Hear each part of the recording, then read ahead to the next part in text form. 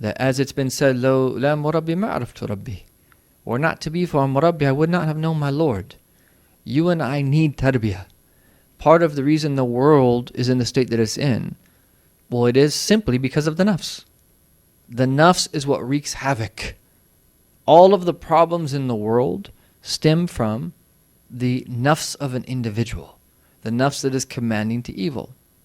And if you don't put yourself in a position where you receive tarbiyah, where you go under through a path of spiritual purification at the hands of a teacher, you're likely to join in that wreaking of havoc that is taking place in the world.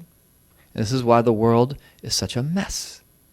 So he says that one time that I entered into his presence, and as soon as I entered into his presence, he immediately said to me, Imam ibn Atta'illah goes into the presence of Sayyidina Abu Abbas al-Mursi, and then he immediately says to him, لا تطالب أستاذ بأن تكونوا في خاطره. Right? Don't ask of the teacher that you be in his thoughts, yani that you be in his heart. Rather, that seek in and of yourself to have the teacher be in your heart. Right? So he said, don't request from the teacher to be in his heart. Right? You strive to have the teacher in your heart. Because he says, to the degree that your teacher is in, that your heart is to the degree that you will be in his heart. Even though it's higher to be in the heart of the teacher than it is for you to have the teacher in the heart of you. It's higher for you to be beloved to the Rasul sallallahu alaihi wasallam than to have love of the Prophet, and both are great. And we have love from Allah for Allah, but to become beloved to Allah is even great. There's a difference between a muhib and a mahbub. And there's the process of tahabbub, which is the process that was clarified in the Hadith Qudsi, that ends up in the words of Allah on the tongue of the Prophet ﷺ, حَتَّى أُحِبَّهُ, that after performing the obligations and then what one can from the supererogatory, what does that lead to? One becoming beloved to Allah, which is the greatest thing of all. So there's a difference between the two. And so Ibn Atta'illah experienced this. And this was an instance of his sheikh reading his heart. Because he himself says that I said shortly before that to that some other fellow students that I wish that were the sheikh to gaze upon me and to take care of me and to that place me in his heart. And then that he said to him, that Abu Abbas al-Mursi, that he says, what do you want? He says, by Allah, that you are going to have a shatnun azim, a great affair. By Allah, you are going to have a great affair. And he started to give him all different types of glad tidings. So we can see that obviously Ibn Atta'illah was special from the very beginning. He would have been brought close to his teacher in that way were he not to have been special. And there's another statement by Sidi Abu Abbas al-Mursi about Ibn Atta'illah where he says that by Allah, this young man is not going to die حَتَّى يُكُونَ دَاعِيًا يَدْعُو إِلَى اللَّهِ, until he is someone that calls to Allah. To who? Allah. وَدَاعِيًا إِلَى اللَّهِ بِإِذْنِهِ. We have to always remember this is our job as believers. We do not call to our own selves. We do not call to anything in the dunya. We call to Allah subhanahu wa ta'ala. And because of his sincerity and because of his sticking to the teachings of his teacher, that he became the warith of his ilm. He was the inheritor of his knowledge and the one that was in charge of taking students after him. So it is a beautiful story. And that Ibn Atta'illah was someone who was that widely agreed upon. And he was someone who had the ability to join between outward knowledge and inward knowledge. And when you do this, and you go through a process of tarbiyah, nothing is more potent and nothing leads to the benefit of people more than that. That being a person of the sacred law and being a person who travels the spiritual path and putting your knowledge into practice, joining between the outward and in the inward. This is what we want. We want to have a balance between knowledge, devotion, and then spend our lives in service. And all three of these that go together, they're the ladders of ascension, of wanting to draw near to Allah subhanahu wa ta'ala. We have to have a portion of knowledge, in particular, most importantly, sacred knowledge, and constantly learn until the day that we die.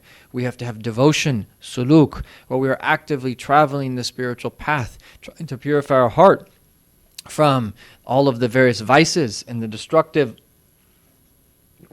tendencies and diseases that will derail us. And then we have to be in service of creation in whatever capacity, and to spend our lives giving da'wah, not forgetting that one of the most important parts of da'wah is weeping for the sake of the ummah in the wee hours of the night. And everybody can have a portion in that, i.e. in service and in da'wah. And this is why we have to have a broad understanding of what it really is. So he said that he's going to be a da'i ilallah, someone who's going to call to Allah, and this is exactly what happened. There's a beautiful quote that Ibn Hajar al-Asqalani mentions in his book Adur al-Kamina, quoting Imam al-Dhahabi, where he says that Ibn Atta'ila that used to speak publicly in al-Jami' al-Azhar, in the famous Azhar University, and he would speak from on top of a chair, and he said that he would speak with words that would greatly impact the soul. And he said that he would mix between the kalam of the qawm, it's the words of Imam Dhahabi, the words of the folk, the great Sufiya who came before us, who that put their knowledge into practice and knew Allah, as well as the athar of the Salaf, all of the various vestiges of the knowledge of the Salaf in the fanun al-ilm, all different types of outward knowledge. And he said, وَكَانَ لَهُ جَلَالَ عَجِيبًا, that people were in awe of him. Allah gave him a presence with people, and people were in awe of him. وَوَقْعٌ فِي النُّفُوسِ, and that he would impact people greatly, and that he was a person of deep virtue. So he continued that in this way until that he returned to Allah subhanahu wa ta'ala on the 13th of Jumad al-Akhirah in the year 709. And they mentioned that that janazah prayer was enormous, that many people came out. And he was buried in the famous graveyard in Cairo al-Qarafa, close to the Bani Wafa. And he's buried not far from the famous Imam Muhammad ibn Sayyid al-Nas, and Imam that Abdullah ibn Abi Jamrah. And there's a beautiful story from the famous Imam Kamal ad-Din ibn Humam, who's buried just west, and really it's attached to the grave complex of the Sayyidi ibn Atta'ila Secondary. And that the story has it that Imam Kamal ad-Din ibn Humam was reading, he went to visit his grave, and he was reading Surah Hud at his grave, until he reached the words that of Allah Ta'ala, فَمِنْهُمْ شَقِيٌّ وَسَعِيدٌ. Okay, and that from among them are people of the fire and people of paradise, people who are wretched and people who will be in a state of bliss and felicity. And then that he said that he heard the voice of Ibn Atta'ila from his grave loudly say, Ya Kamal, laysa fina shaqi. There is no one who is wretched, there are no people of the fire among us here. So what did he do? فَأَوْصَى الْإِمَامُ كَمَالَ الدِّينِ ibn Humam and yudfan hunak. That so he put in his wasiyah, in his last testament, his will, that he be buried that next to Sayyidi ibn Atta'ila al-Secondary. And so if you go to visit him, inshallah ta'ala, when it opens up again, we will all be blessed to go. And that you visit Ibn Atta'ila, and then you just go to the back and you can visit Al-Kamal ibn Humam as well. MashaAllah, tabarakallah. He has quite a few books that he authored. I'll just mention the names of a few of them. He has a famous book titled At-Tanwir fi Isqat al-Tadbir, which is about that turning your affairs over to Allah Ta'ala and being very careful about how you manage things. The book that we already mentioned, Lata'if al-Minan fi Manaqib al-Shaykh Abil Abbas al-Mursi wa Shaykhihi Abil Hasan al-Shadili. That's the book Lata'if al-Minan, a book on the biography of his teacher and the teacher of his teacher, Imam Abu Hasan al-Shadili. He also has a book titled Taj al-Arus, which is Dr. Sherman Jackson, may Allah Ta'ala bless him and preserve him, has rendered that into English, I think under the title Sufism for Non-Sufis. He also has a book titled Miftah al-Falah another one, Al-Qasd al-Mujarrad fi Ma'rifat al-Ism al-Mufrad, and then another one where he explains the meanings of the famous poem of Al-Ghawth Abu Madyan that he titled Unwan al-Tawfiq fi Adab al-Tariq. But without doubt, his most famous and celebrated work is the Hikam. His most famous and celebrated work is the Hikam.